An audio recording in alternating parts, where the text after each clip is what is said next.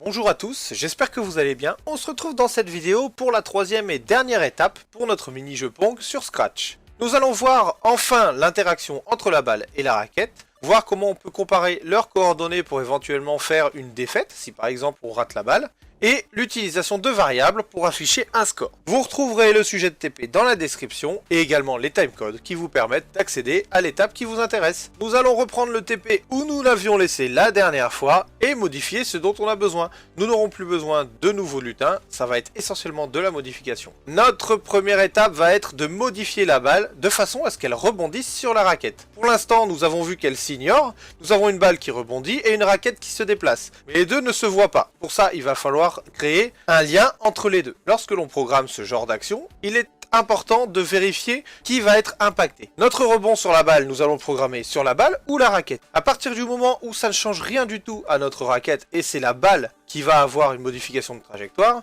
il est évident que ça va être sur le script de notre balle que nous allons modifier et ajouter les choses. Pour ces étapes, nous aurons besoin des blocs suivants. Un bloc Si qui va tester si on touche la balle. Le capteur qui lui est là pour vérifier, c'est-à-dire que nous avons un capteur qui vérifie s'il y a un contact ou non. Nous, ce que nous voulons voir, c'est si ça touche la raquette. Lorsqu'on touche la raquette, il va falloir modifier l'orientation de notre balle. C'est-à-dire qu'elle est en train de rebondir. Quand elle touche la raquette, il va falloir modifier sa direction pour qu'elle rebondisse, qu'elle aille dans la direction opposée. Pour cela, dans Mouvement, nous avons s'orienter A, comme dans l'initialisation ici. Par contre, l'orientation va être calculée par rapport à sa direction actuelle. Nous allons récupérer la direction de notre balle qui se trouve dans Mouvement, ici. Ce petit bloc-là contient la direction de notre balle. Nous allons vouloir modifier la direction en fonction de notre balle. Je vous donne directement le résultat. Pour faire un rebond, il faut faire 181 moins la direction de notre balle pour avoir un rebond. Et voici notre bloc de terminé. On le met dans notre boucle et on teste. Vous voyez que là, notre balle agit normalement. Et si jamais elle touche la raquette, notre balle rebondit correctement. Si vous regardez dans le sujet de TP, j'ai rajouté un avancé de 10 ici. Tout simplement parce qu'en fonction de la taille de votre raquette, de l'esthétique, de la forme de la balle, de plusieurs choses, ce capteur-là risque de faire en sorte que votre balle bug dans votre raquette. Si jamais vous mettez une raquette trop grosse ou trop petite, vous pouvez avoir votre balle qui rebondit et qui dépasse la raquette. Si votre raquette est trop grosse, par exemple, votre balle, elle descend et lorsqu'elle touche la raquette, elle rebondit. Sauf que comme votre balle est trop grosse, quand elle monte de 10, elle touche toujours la raquette, donc elle redescend. Et en fait, elle se retrouve bloquée dans votre raquette. On peut rajouter ce genre d'instruction-là pour régler le problème. C'est-à-dire que si ça touche la raquette, on avance du nombre qui en a besoin pour pas que ça bug, sinon on avance de 10. C'est à vous de voir en fonction des besoins. Je vais le laisser comme sur l'exemple. Donc c'est bien, nous avons une raquette et une balle, avec la balle qui rebondit sur notre raquette. Maintenant, ce qui est intéressant, c'est de faire en sorte que nous allons perdre lorsque notre balle dépasse notre raquette. Si on n'arrive pas à la rattraper, on a perdu. Nous allons avoir besoin des éléments suivants. Une condition Si qui va faire le test et qui va faire un test entre les Y de notre balle et les Y de notre raquette. Un opérateur pour vérifier ça, pour les comparer. C'est-à-dire qu'on va vérifier si notre balle a des coordonnées inférieures. Les Y, je rappelle que c'est la verticale.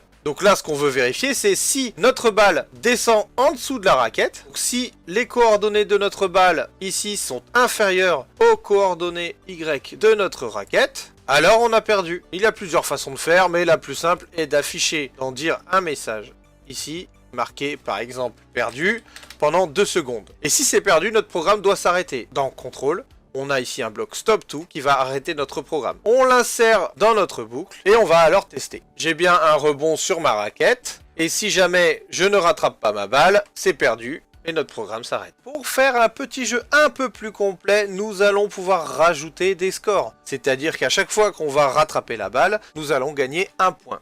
Pour cela, nous allons utiliser dans la catégorie Données, une variable est tout simplement comme une boîte dans laquelle vous stockez quelque chose, un nombre ou un mot par exemple. Ici, ça va être un score. Donc on va la créer, vu qu'elle n'existe pas, on va l'appeler score.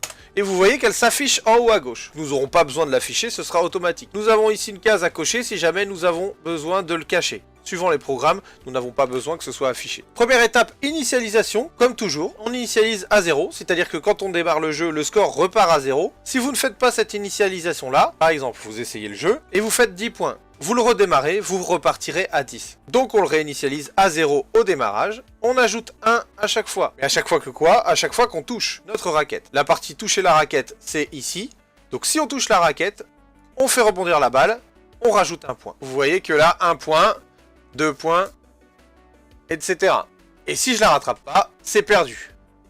Si je redémarre mon jeu, on repart bien à 0.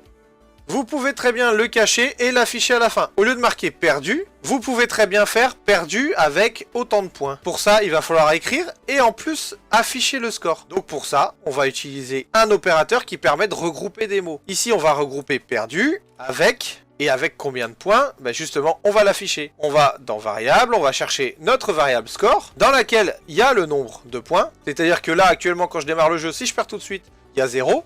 Mais plus on va rattraper, plus il va y avoir de points. Par exemple, on arrive à 10 points, et ben ce sera marqué perdu avec 10. Et si on veut même afficher points, et ben on reprend un opérateur de groupe, et là, on va mettre 10 points, et on regroupe. On peut imbriquer comme ça les choses pour avoir les éléments inclus. C'est-à-dire que ça va nous afficher un message avec du texte, notre variable et de nouveau du texte. On le met ici dans notre message et si on teste, on voit qu'on a notre balle qui démarre, ça rebondit. Notre score normalement qui augmente, on le voit pas vu qu'il est caché. Et si on perd, notre score va s'afficher, perdu avec 4 points. Nous avons ici un jeu basique. Nous pourrions aller un petit peu plus loin en rajoutant des choses. Par exemple, nous pourrions ajouter des balles. Pour ça, nous aurions juste à dupliquer notre balle. Pourquoi pas changer les dimensions et en mettre plusieurs à plusieurs endroits différents avec des angles différents. Et elles pourraient disparaître, par exemple, quand c'est perdu. Le jeu se termine quand il n'y a plus de balles. Nous pourrions également changer la vitesse de notre balle. Ça se trouve ici, à l'endroit avancé de 10. Et pourquoi pas évoluer avec le score. C'est-à-dire plus le score est haut, plus la balle va vite. On pourrait faire une modification également importante qui ferait en sorte que, suivant l'endroit où vous allez toucher votre balle, le rebond va être différent. Si vous touchez au milieu, votre rebond va être normal. Si vous touchez à gauche, votre balle repart à gauche. Si vous touchez à droite, votre balle repart plus à droite encore. Ça veut dire que ça augmente par exemple l'angle ou la vitesse. Nous pourrions aussi modifier notre raquette pour qu'elle se déplace avec le clavier et non la souris. Ce qui permettrait par exemple d'avoir 2 joueurs, un sur clavier, un sur souris avec 2 raquettes éventuellement.